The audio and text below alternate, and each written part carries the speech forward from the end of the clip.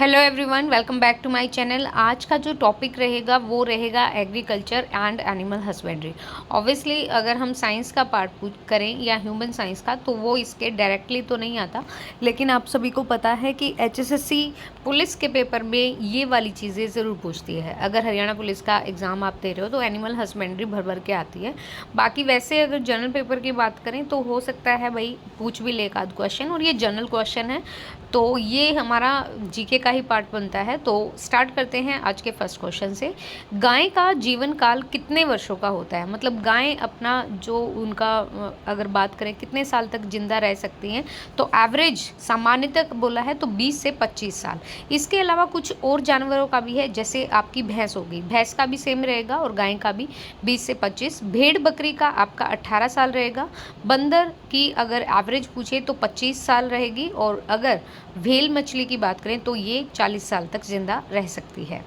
पंत सम्राट प्रजाति है किस चीज़ की? पंत सम्राट प्रजाति टमाटर की है, आलू, बैंगन या पत्ता गोभी? तो ये बैंगन की है। ध्यान रखिएगा, क्वेश्चन यहाँ से पूछ लेंगे और ये वो क्वेश्चन है जो कि तुक्के से चलते हैं। हम इन चीज़ों को बार बार थोड़ी याद करते हैं, हम जिन चीज़ों को बार बार याद करते हैं वो हमारे दिमाग के सबकॉन्शियस माइंड में रहती है, लेकिन जिन चीज़ों को हम याद नहीं करते बस पढ़ लेते हैं तो वो कहीं ना कहीं फॉरगेट हो जाती है मेमोरी से।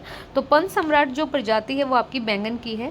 बैंगन की कौन कौन सी प्रजातियों के नाम आ सकते हैं? पंच सम्राट हो गया, ग्रीन लॉन्ग हो गया, कन्हैया, श्यामल, अनामिका या क्लपतरू। फिर टमाटर की पूछें तो कल्याण है, पुरकुबेर है, अंगूर लता है और पंत टी है। आलू की बात करें सूर्या हो गया, पुष्कर हो गया, पुखराज हो गया। पत्ता गोभी की बात करें तो लाल पत्ता गोभी, चाइनीज़ पत्ता गोभी, ये आपकी पत्ता गोभी की हो गई। एक बार देख लीजिए, स्क्रीनशॉट ले लीजिए इसका। बैंगन पंच सम्राट, ग्रीन लॉन्ग, कन्हैया, श्यामल, अनामिका, क्लपतरू।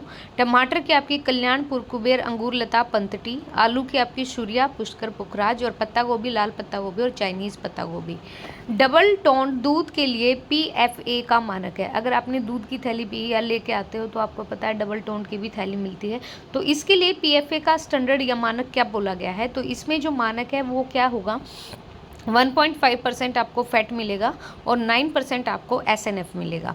अब देखिए, टोन्ड दूध का मतलब क्या होता है? ऐसा दूध जिसमें से एक बार फैट निकाल लिया गया है और 2 बार निकाल लिया गया है, तो मतलब क्या, वो डबल टोन्ड की हो गया।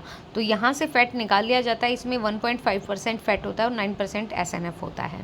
मोजरेला पनीर अधिमानतः किस दूध से बनता है? मोजरेला पनीर की बात करें तो ये भैंस के दूध से बनता है। भैंस भी कौन सी? आपकी इटालियन भैंस के दूध से बनने वाला एक उत्पाद जिसका जन्म स्थान इटली है। इटली से याद रखिएगा, इटालियन की भैंस से बनेगा भाई मोजरेला पनीर। इसमें जो फैट की मात्रा होगी वो 22% होती है, ये भी याद रखिएगा। मुर्रा इसकी एक किस्म है, मुर्रा हमारी भैंस की किस्में हैं। अगर भैंस की नस्लों की बात करें तो सुरती हो गया, मेहसाना हो गया, जाफराबादी हो गया, भादावारी, नागपुरी, नीली रावी, ये सारी आपकी भैंस की है। सुअर की नस्लों की बात करें तो योंकेशायर हो गया, हैम्पशायर हो गया, ब्रकशायर हो गया, सुस हो गया, स्क्रोफा, सैंडल बैंक, घोरी, देशी, ये सारी आपकी सुअर की हैं। भैंस की तो याद रखना, पूछते हैं। मुर्रा तो बहुत बार पूछी हो सकता है भाई आपसे, ये भी पूछी जाती है। जाफराबादी, तो ये याद रखिएगा, सुरती, मेहसाना, जाफराबादी, भादावरी, नागपुरी, नीली रावी, ये आपकी भैंस की नस्लें हैं। आगे बढ़ते हैं। भेड़ की नस्लों की बात करें तो लोही हो गया, नीलोरी है, नाली है, मारवाड़ी है, पटनवाड़ी है, भक्करवाल है। और बकरी की नस्लें बीटल, मालाबारी, जमुनापरी, काली बंगाल, ये आपकी बकरी की हैं। एक बार में तो याद होंगी नहीं और कोई ऑप्शन है भी नहीं। तो भैंस की औसत गर्भावस्था कितने दिन होती है? भैंस की अगर बात करें तो ये 310 दिन की होती है। गांव से अगर रिलेट करते हो या भैंस आपके घर में है तो ज़रूर याद भी होना चाहिए। और अगर हम यहाँ पे बात करें महीनों की तो कितने हो जाएंगे? तो यहाँ पे आप देख लीजिए, भैंस की तो 310 दिन का क्या होता है, पीरियड होता है। गाय का हमारा 280 दिन का होता है, 9 से 10 महीने के बीच में। और भैंस का आपका 11 मंथ के आसपास रहता है। और क्योंकि देखो 11 या 33, हमारे अगर 30 दिन भी लगा के चले महीने में तो ये 10 से 11 के बीच में, और गाय का हमारा 9 से 10 से बीच में रहेगा। भेड़ या बकरी का आपका 150 या 151 दिन रहता है। ऊँट का रहता है भाई 1 साल से ज़्यादा, 400 दिन। और बंदर का आपका 150 से 170 दिन, मतलब आपका 5 से 6 महीने लगा सकते हैं।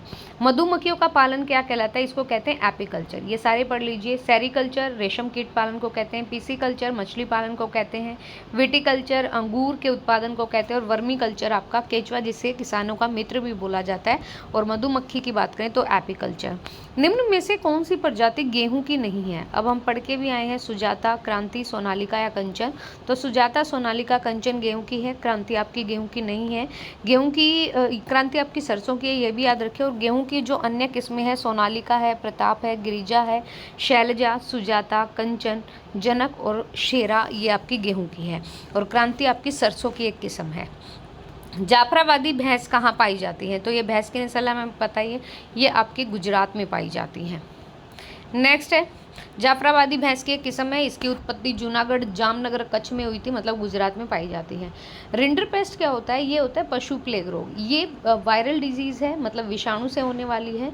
ये एक ऐसी महामारी थी जिसे अब लगभग समाप्त किया जा चुका है, और इससे जो भी अफेक्टेड पशु थे उनको बुखार आता है, अतिसार हो जाता था, और 3 से 9 दिन में मृत्यु हो जाती थी। तो ये अब नहीं है पशु प्लेग, रिंडरपेस्ट अब नहीं है, पहले था। सुनहरा रेशा कहते हैं पटसन को, और इसमें अगर अब जूट भी लिखा है तो जूट भी सही रहेगा, जूट पटसन। इसको गोल्डन फाइबर बोलते हैं। 7th क्लास की एसएसटी की बुक में आपको ये मिलेगा, ज्योग्राफी में, और 7th में है या 8th में है शायद। पटसन जूट को सुनहरी रेशा कहते हैं। फिर ये एलुवियल सोइल में होगा, जलोढ़ मृदा में। और इसमें आपका ना, अगर ये पूछें कि टॉप रैंक पे कौन सा है, तो देखो भारत और बांग्लादेश दोनों ही इसके प्रोडक्शन में अग्रणी है, और भारत में पूछे तो वेस्ट बंगाल लगाना। नेक्स्ट है, अनिषेचित या अनफर्टिलाइज्ड अंडे से बनाए गए भ्रूण को क्या कहते हैं? मतलब अनफर्टिलाइज्ड अगर भ्रूण है तो इसका नाम क्या होगा? इसका नाम होता है पाइरेथोनोजेनेसिस। पाइरेथोनोजेनेसिस, जिसे कहते हैं अनिषेचक जनन, मतलब अनफर्टिलाइज्ड। तो अगर अनफर्टिलाइज्ड पूछे या बिना निषेचन के पूछे तो इसे पायरेथेनोजेनेसिस बोलते हैं। इसमें जो आपका फर्टिलाइजन क्या होता है, नहीं होता है। तो बिना निषेचन के जनन की एक क्रिया होती है, और ये जीवों में मुख्य रूप से आपके जो इनवर्बिट्रेट्स होते हैं, जिसे अकशेरुकी बोलते हैं, इन प्राणियों में पाई जाते हैं। तो ध्यान रखिएगा, बिना फर्टिलाइजेशन या अनफर्टिलाइजेशन ये जनन की एक प्रक्रिया है, और ये जीवों में इनवर्बिट्रेट में होती है। गाय के दूध का रंग किसकी मौजूदगी के कारण पीला होता है? ये होगा आपका कैरोटीन के कारण।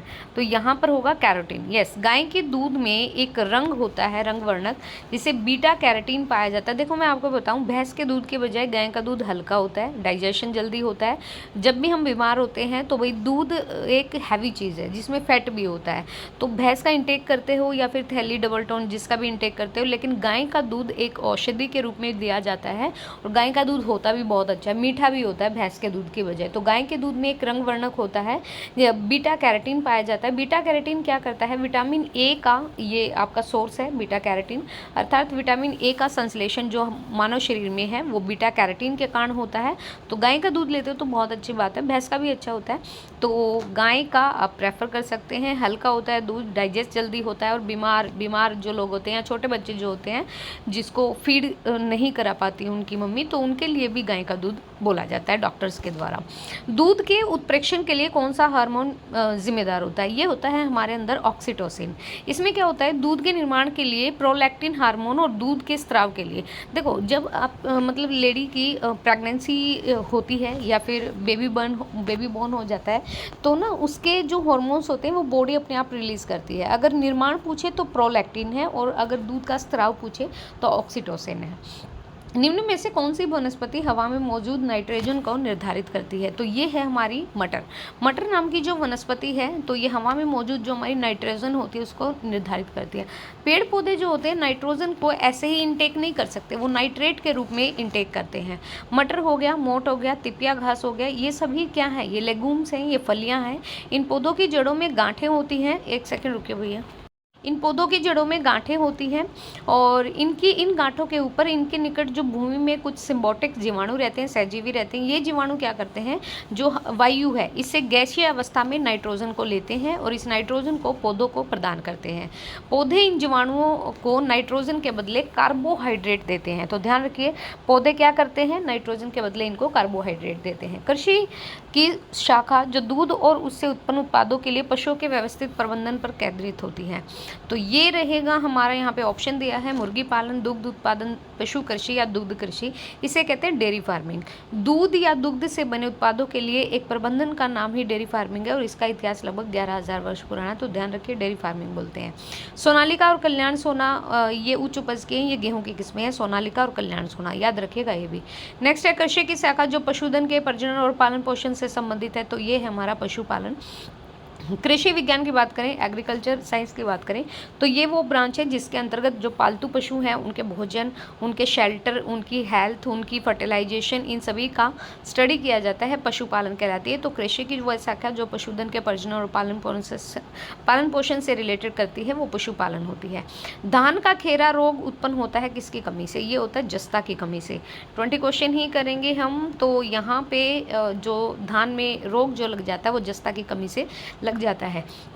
ये कुछ इंपॉर्टेंट पॉइंट हैं जो हम करेंगे लेकिन अभी नहीं करेंगे। तो मैं आपको बता दूं कि एग्रीकल्चर से जो आपके क्वेश्चंस हैं उनको हम बहुत ही बहुत कम पढ़ते हैं, तो इसीलिए याद नहीं होता। ये वन लीनियर है तो इनको नेक्स्ट वीडियो में कर लेंगे। बाकी अगर आपको साइंस के PYQs चाहिए तो उसकी मैंने वीडियो बना रखी है, सारी आपको वीडियो मिल जाएंगी। हमारे ये PYQs ही चल रहे हैं जो SSC के द्वारा अलग अलग एग्जाम्स में पूछे गए। So guys thank you so much आज की वीडियो देखने के लिए, थैंक यू।